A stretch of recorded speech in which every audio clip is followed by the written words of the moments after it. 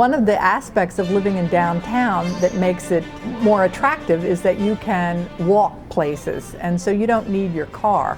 A lot of studies have been done about how much it costs to own and keep a car.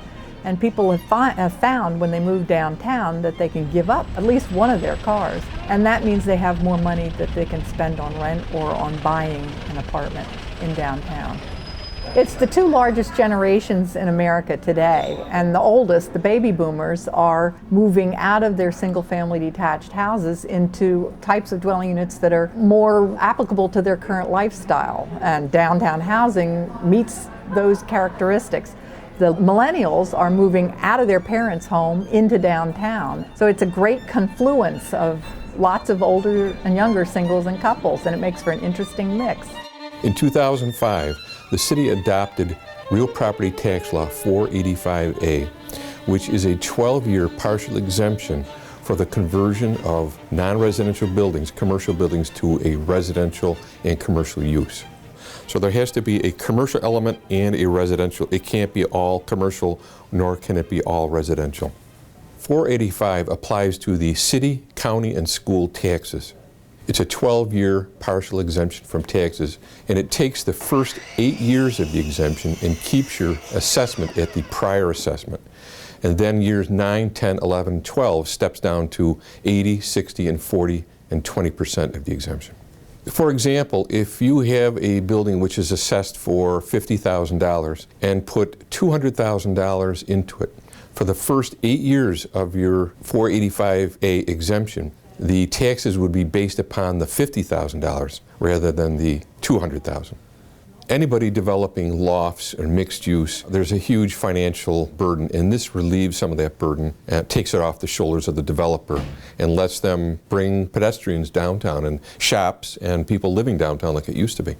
The first step should be is when you purchase the building and you plan to readapt the use to loft apartments is to come down so we can talk about what the exemption is going to mean to you and what some of the parameters are. We often talk in government that we don't create jobs, and we don't. It's the business community, it's individuals, it's entrepreneurs, it's business people, it's people that are investing their own money. And what we need to do is create the environment that helps them do that better.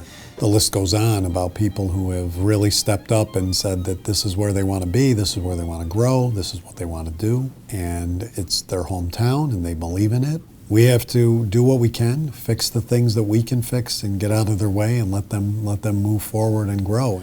One of the ways in which we are incentivizing development in our downtowns is through what we call the New Downtown Housing Initiative. And that is a program that we are beginning this year. We should have it up and running right around June the 1st, in which we will incentivize owners and developers who choose to rehabilitate one of our downtown structures, mixed use on the bottom floor, apartments or lofts in the upper floors. And the way it works is the county, through what we call the Partners in Prosperity money, which is part of the Oneida Nation settlement, is really investing this year $800,000, working with many of our local banks, in which we will be using that money to leverage another 8 to 10 million in overall downtown investment between Utica and Rome that would pay down the interest on those loans taken out by a developer who chooses to comply with the New Downtown Initiative, which is to rehabilitate and to provide housing in our downtown. With all that we have to offer in downtown, we think this is a really exciting way of being partners in with the cities to invest, because it is our money that is being used to help people make this area look better and be better. We're working with all local businesses, local banks. We're working with Bank of Utica. In particular, Brian Laughlin and Tom Sinnott are very excited about this project. They've been through it many times. They're helping us get along through this.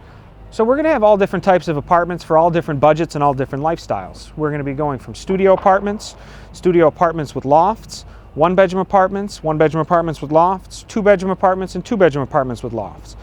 I bought this building about 5 years ago, wanting to put loft apartments in. I thought it'd just be a great building for it. It was a good size, nice fit, but I knew I'd have to hold on to it for a while.